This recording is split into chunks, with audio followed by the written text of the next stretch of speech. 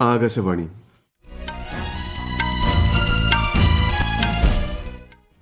നമസ്കാരം. വാർത്തകൾ വായിക്കുന്നത് നരേന്ദ്രമോഹൻ.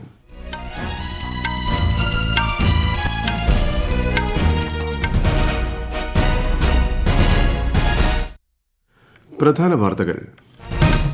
അമേരിക്കയുടെ 47ാമത് പ്രസിഡന്റായി ഡൊണാൾഡ് ട്രംപ് സത്യപ്രതിജ്ഞ ചെയ്ത് അധികാരമേറ്റു. അനുമോദിച്ച് പ്രധാനമന്ത്രി നരേന്ദ്രമോദി. യുവാക്കളാണ് രാജ്യത്തിന്റെ സമ്പത്തെന്ന് രാജ്യരക്ഷാമന്ത്രി രാജ്നാഥ് സിംഗ്. 55ാമത് ലോക സാമ്പത്തിക ഫോറത്തിന്റെ വാർഷിക സമ്മേളനത്തിന് ദാവോസിൽ തുടക്കമായി. പത്തനംതിട്ട ജില്ലയിൽ പട്ടികജാതി വിഭാഗത്തിൽപ്പെട്ട പെൺകുട്ടി ലൈംഗികമായി ചൂഷണം ചെയ്യപ്പെട്ട സംഭവത്തിൽ ദേശീയ മനുഷ്യാവകാശ കമ്മീഷൻ സ്വമേധയാ കേസെടുത്തു.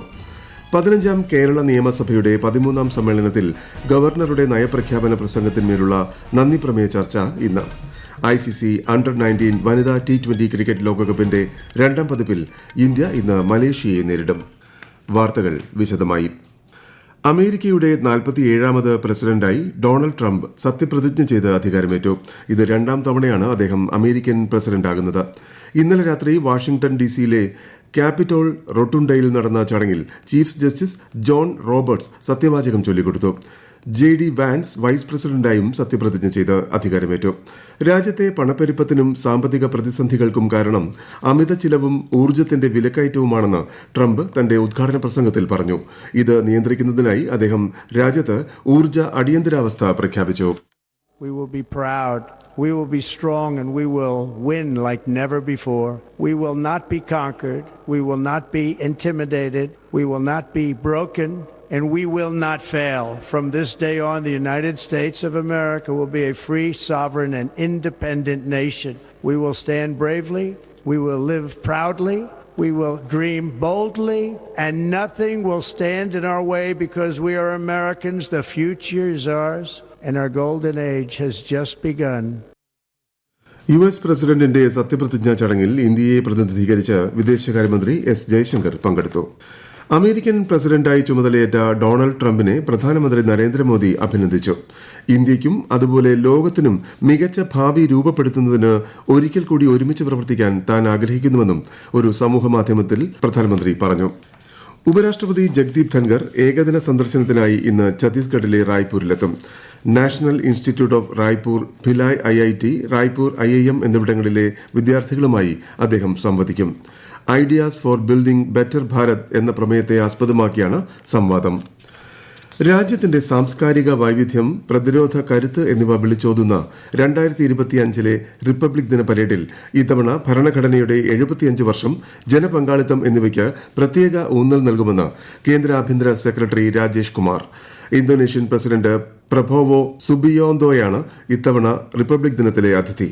ഇന്തോനേഷ്യൻ സേനയുടെ 160 അംഗ സംഘത്തിന്റെ മാർച്ച് പാസ്റ്റും 190 പേരടങ്ങുന്ന ബാൻഡും കർത്തവ്യ പഥിൽ നടക്കുന്ന പരേഡിൽ പങ്കെടുക്കുമെന്ന് അദ്ദേഹം അറിയിച്ചു.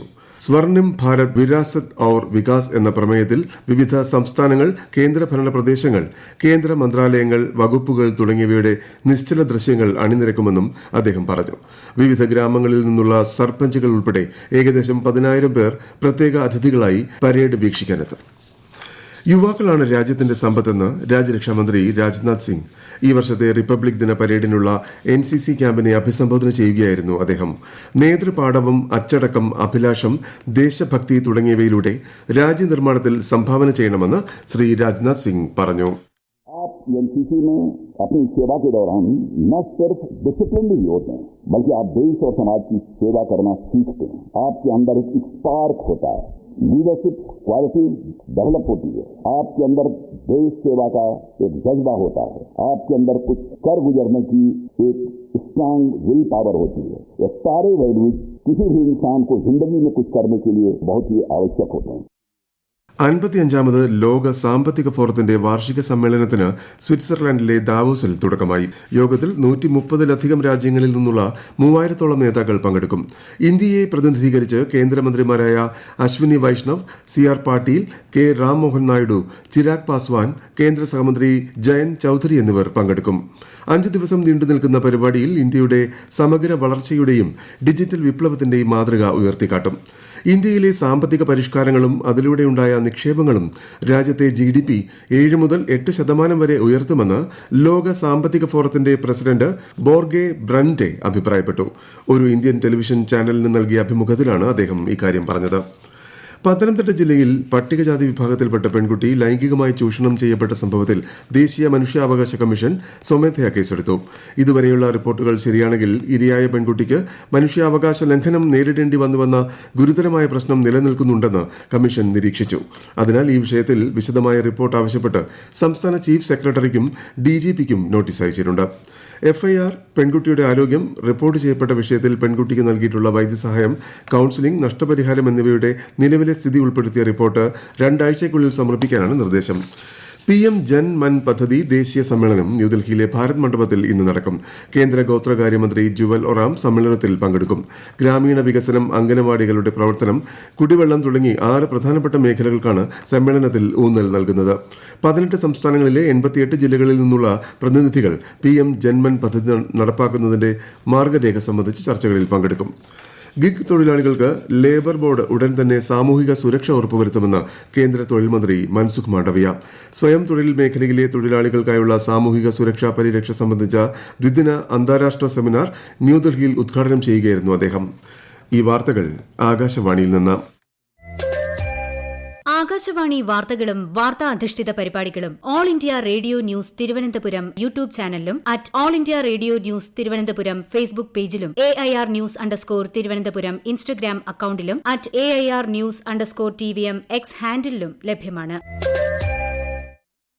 സംസ്ഥാന ദുരന്ത നിവാരണ അതോറിറ്റിയുടെ കവചം മുന്നറിയിപ്പ് സംവിധാനം മുഖ്യമന്ത്രി പിണറായി വിജയൻ വൈകിട്ട് നാടിന് സമർപ്പിക്കും. അതോറിറ്റിയുടെ തിരുവനന്തപുരം കാര്യാലയത്തിലെ ചടങ്ങിൽ മന്ത്രി K രാജൻ അധ്യക്ഷനായിരിക്കും. 15ാം കേരള നിയമസഭയുടെ 13ാം സമ്മേളനം തുടരുന്നു.